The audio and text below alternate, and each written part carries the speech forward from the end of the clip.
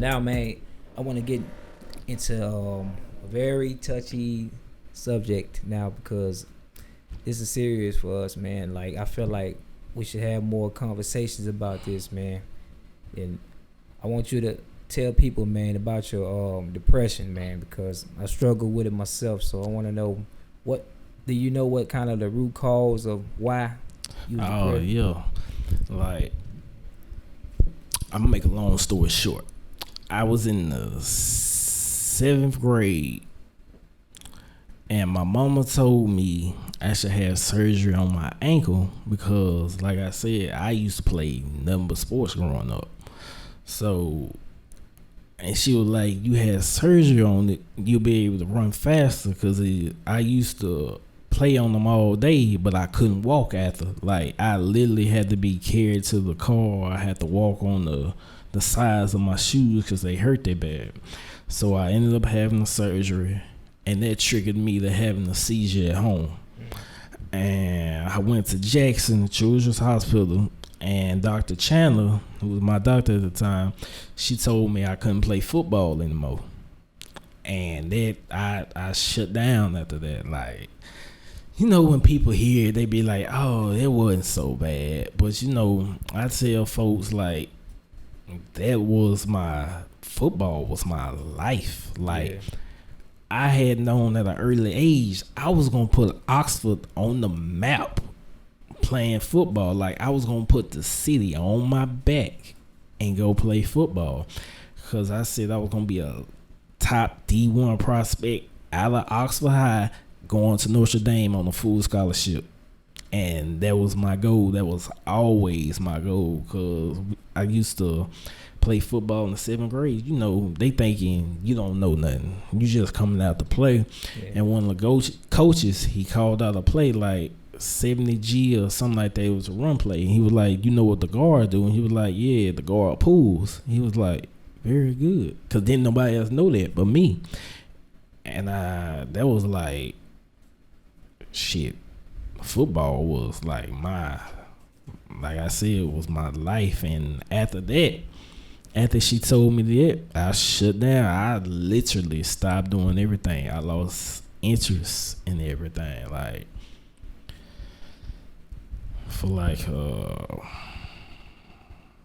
my whole 7th and 8th grade year, like, I didn't want to do nothing but sports. I didn't care about it, because before then, I used to keep up with everything from soccer to football to basketball to baseball. Like, every statistic, majority of the games, if it came on TV, I watched it. College, all that. Like, even if it was like overseas type stuff, I was watching. But after that happened, I lost it.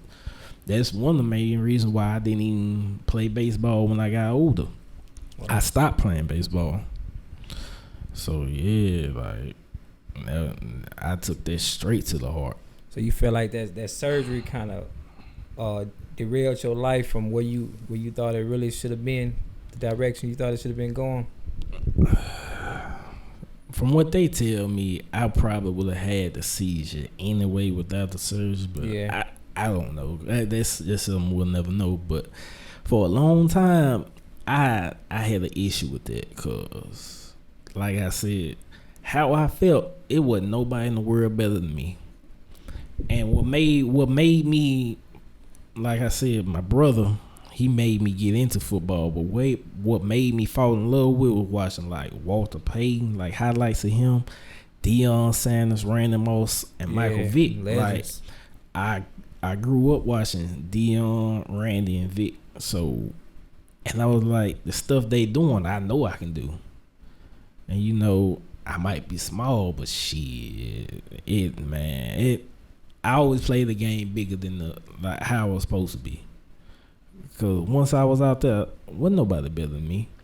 Like, I remember we was playing flag football in Oxford High. Coach Stone saw me play, and he was just looking like in amazement, like, what? Hey, and he in that year I started playing and stuff, he recruited me and Crow. He recruited me and Crow out of PE to come play football for Oxford High. Oh wow. And you know, that's just how it was. And I had to find my passion back to play football, because in high school I didn't care. Like, for me, my depression just overruled everything. From the moment I found out I couldn't play football, depression just took over. Yeah. But see, the thing is though, man, even if you wouldn't have had that surgery, man, who was to know down the road you wouldn't have had some type of catastrophic injury or anything. So it, you know, in life, man, it's a bunch of what ifs. You know, what if I would have did this? What if I would have did that? Because, you know, I say if I would have took basketball serious, I probably could have went, but maybe it wasn't for me, man. So the thing you have to do is really kind of sit back and find out more about yourself and what your passion is, because you can do a lot of stuff, bro. You dance good. You got away with words. You know how to talk. You a gamer. Gamers get paid. I don't care what nobody say. It's a lot of stuff out here that you can be getting paid to do, man. And I think that when we don't understand who we are as people, it makes it a lot more harder, well, a lot more easy for depression to sink in, man. And I'm glad you're sharing your story, because, you know, it can help somebody else to be able to have the courage to share theirs with the world as well, man. Yeah, because, you know, I tried, like, random people that be on Facebook going to do something on Snapchat or anything like that. You know, I try to reach out to them and try to tell them, hey, it's going to get better. Yeah. It might get harder, but it's going to get better later. Because I had to learn that, you know, the Lord, he not going to put anything more on you that you can't handle yourself. Because, like I said, like, how can I say this?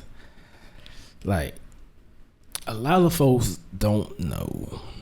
Like, in my career, I've tried to commit suicide like 3 or 4 times.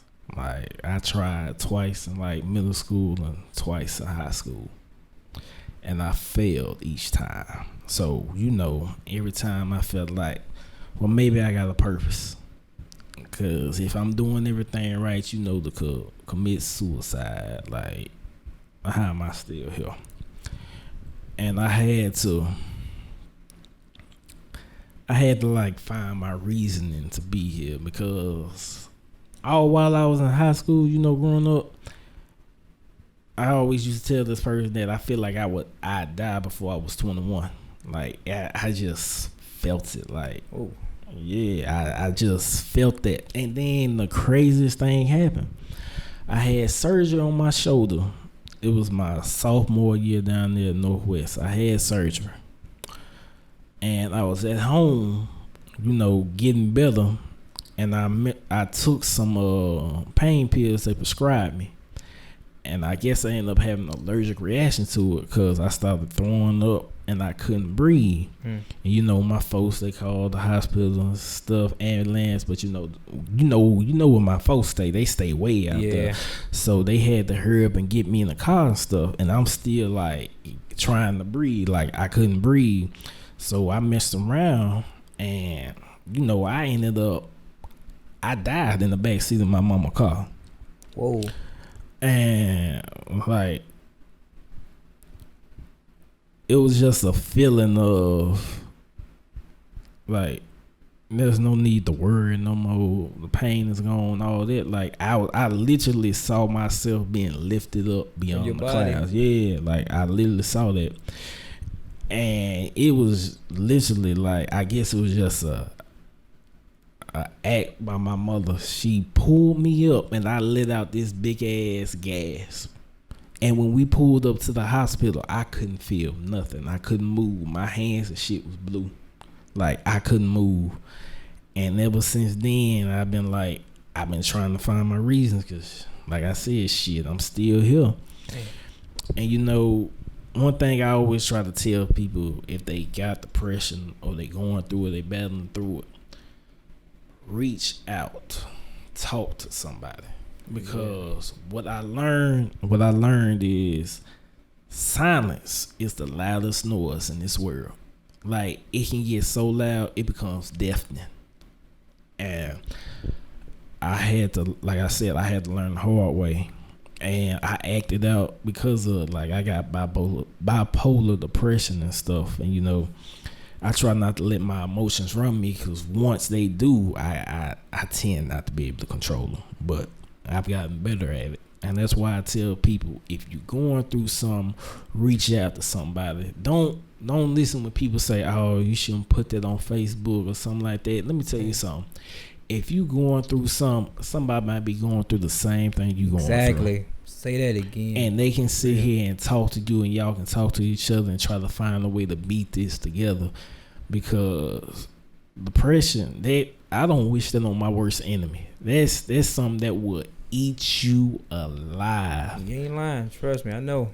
It would eat you alive and spit you out, and you don't know what else to do. Because one thing I always used to say is, like, people always something like, oh, I'm gonna commit suicide, things like that. And I'd be like, have you tried every option before you got to that? Like, before you got to that point, have you talked to somebody? Have you reached somebody? And people want to sit here and try to self-medicate with drugs and alcohol and stuff. And I try to tell them, they don't do nothing but make it worse. Because after you done being high, drunk, you sober back up, you still got to deal with it. And, you know, instead of just going out there and talking about you rather self-medicate, and that ain't going to do nothing but make it worse. Like, I tell people, you look at people like Mac Miller or what's another one? Damn it. Shit, DMX. Yeah, you know, people like that, they was on drugs heavy, but they suffer from depression. Yeah. Like, it's more suicides happening today than ever, especially in younger kids, like bullies and stuff. And we as a people, we got to learn how to talk to our kids, or talk to the kids to come tell us when they feel like they trust us and able to talk things out, instead of just taking these drastic measures. Because just like our parents, the schools, they need to be able to take care of these issues also. Because I remember, like, news break, they be having, like, things, you know, send, like, notifications to your phones, and this girl, you know, she had committed suicide because the bullying going on, and, like, the teachers didn't do nothing, and she kept telling the teachers, and they didn't do nothing. And I was like, that's just wrong, and that just breaks my heart, because kids shouldn't have to go through something like that. And that's why I say I wouldn't wish depression on my worst enemy, because it'll kill you. Like, life itself, if you are not prepared for life, if you are not mentally strong, life will break you and kill you. That's just me being honest with you. But it's up to us as people to be stronger than what our mindset really is. Because you thinking we can't do this and do that when we really can. We just give it a try. You know, this is just how I feel about it now, because I ended up, like I said, not caring. You know, because of my depression and stuff, I don't never get tired. Like, that's why I work all the time. I don't get tired. Like, you don't feel it. Yeah. Your mind. Yeah, and you know, and it's better once you understand the problem, go look for help for it, because you keep denying it, it's just gonna get worse.